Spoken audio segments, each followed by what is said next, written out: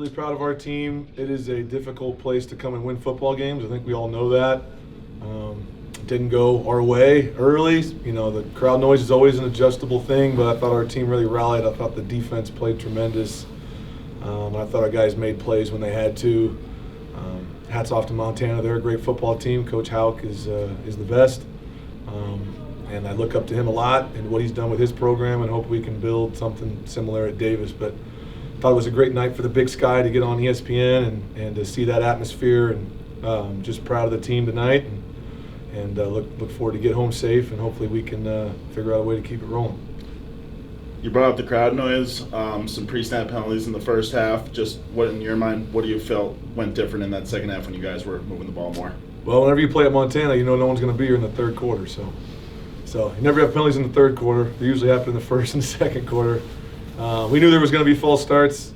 Told the team all week, if you think you're going to get through the game without doing that, that's not realistic. You just got to fix it and move on to the next play. And I think we had, I thought a big part of the game was we had a 2nd and 20 in the third quarter, and we hit a screen to land, and he got like a gain of 15, and we converted out. I thought that was a huge moment in the game where we just kind of got some momentum back. But our plan was hopefully we get a first down and get in tempo so the crowd couldn't get too loud, and sometimes went our way, sometimes it didn't. But thought we overcame it and made adjustments to the best we could. Talk about the tempo. You guys employed it a lot, and it seemed like it gave them a lot of trouble. So what did you think of that? Yeah, we normally have a certain number of one-word calls every week. We doubled that this week, and that was a tribute to our guys being able to memorize that. That number got pretty large, but our thought was if we go fast, it doesn't give the crowd a chance to get in rhythm and build up their sound. And the positive was when we got it rolling and got momentum, it was good. Unfortunately, it also forced some quick 3-and-outs, which we don't want. But again, our defense played tremendous and backed us up when we needed it. In that third quarter, they take the lead at 14-13, but after that touchdown, their offense wasn't doing a whole lot, got a couple of turnovers. What did you guys do differently? How did you adjust and stop their offense from that point on? I just think defensively we did a great job mixing in our zone coverages and match coverages. We did a great job getting pressure on the quarterback tonight, which we really hadn't done all season. Some 4-man rushes that got home with Jackson Cloyd and a couple of guys getting some sacks. So I just thought we were going to get some consistent pressure on the quarterback, and then I thought we did a great job mixing up the back end. And then when we got a chance to make the play, we did, which was big. You guys gave up 2 touchdowns and went down each time after those, but the offense came right back out and scored. What did you think of their ability to do that, and how often is that something they've shown you they have the ability to do that throughout this year? Yeah, we're a resilient football team. By no means have we played our best football all year long, as I'm sure most of you have seen. But our guys compete. We talk about having competitive greatness in our team, having poise, and they showed that tonight, man. They believe in the process. They believe in their team, and when one side doesn't make a play, someone will pick them up. They believe that, and the belief is strong.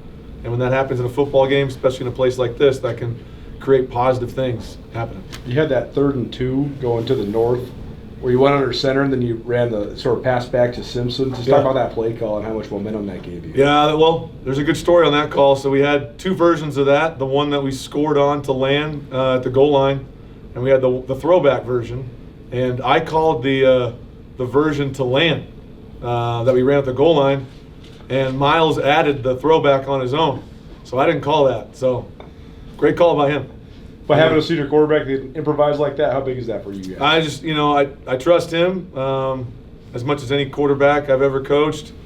And when we saw him sneak out the back, he came over and he's like, "Did you mean to call that?" And I said, "Hell yeah, great job." Yeah.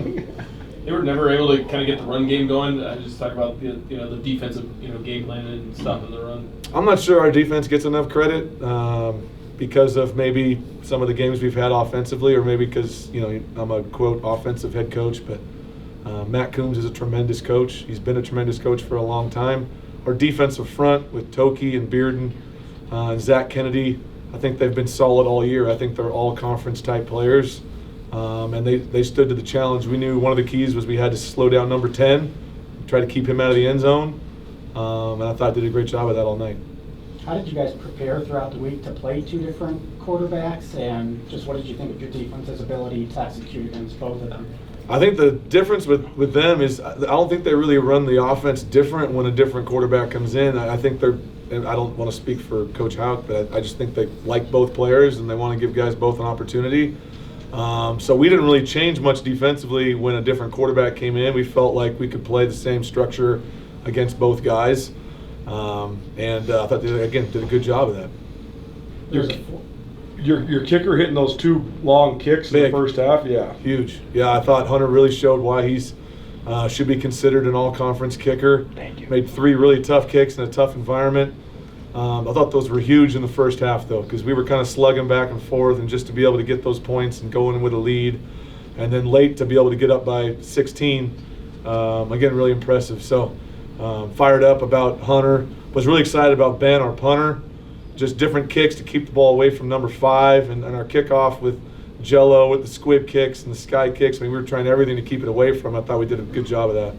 It seemed like you initially went into that drive going into halftime. I wasn't sure if you were going to score on that drive or not, but how big were the first couple plays of that drive to help get you in the field goal position? No, it was big. You know, we wanted to score a touchdown. Honestly, I was hoping we could. Once they went for it on 4th down, I wanted to be really aggressive, but also wanted to get land some touches. Felt good about a couple of the run plays we were getting to, and then took some shots. We had some of those slow substitutions where they get to run it down. That kind of took some momentum away, but yeah, I was happy that we got the points. Wanted to get a touchdown there, but was happy again that Hunter could make that kick.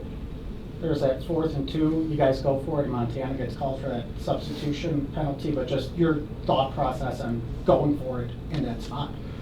Yeah, we talked about it. You know, I just felt like in that scenario, I always want to try to win the game. Like, I don't want to leave it up to somebody else. And I have a lot of faith in Land. Had a lot of faith in that call. And, man, that's happened to a lot of teams before. You call a timeout, you're subbing in late. You know, getting 12 guys was obviously lucky there for us, but we would have got the yards anyway. You know, pounded it in there, Land got the yards. And just have a lot of trust in those guys, especially Land. But I'm always going to try to win the game. Interceptions from the Connors brothers. Talk a little bit about how important it is to have both of them healthy on the field at the same time. Yeah, those are tremendous players. I think they deserve, again, all-conference recognition. Man, the interception in the red zone, what a great call by Coach Coombs. Mixed in that zone coverage. Rex smart to take a knee in the end zone also. And then Porter just seems to make plays consistently. But also, I know he's bummed out because we've been trying to break the record for touchdowns by our defense, and we keep getting tackled at the 20. So we got to do a better job breaking tackles. Just this win moving forward into next week, what does this do for you and your program? I mean, I think first just the platform on being on national television. You know, you and I have talked about it, Coulter, just about like we want to build something at Davis that can rival the Montanas and the Eastern Washingtons and the Idahos. And I do feel like we have something special and unique there, and I want more people to know about it and not to be a secret. So to be on that platform and to play well and to beat a really good team, just a huge step for our program. Our players deserve a lot of credit for that. And now, really, I know the game at the end of the year against the team across the causeway is important, but you know, in my mind, it's a one-game season, right? I mean, both teams are undefeated. Montana and Idaho got 2 losses, so we beat them, we win the conference, even if we lose the last game. So we've been working hard for a moment like this. We know they're a great team. Saw them on TV today when I was sitting in the hotel while people were banging on our roof in the hotel all day and making us move out of our rooms a couple hours early. So watching that game with my headphones in, they're a tremendous team. So we got a great challenge. Glad to be at home and hope we can, shock the world and pull this off.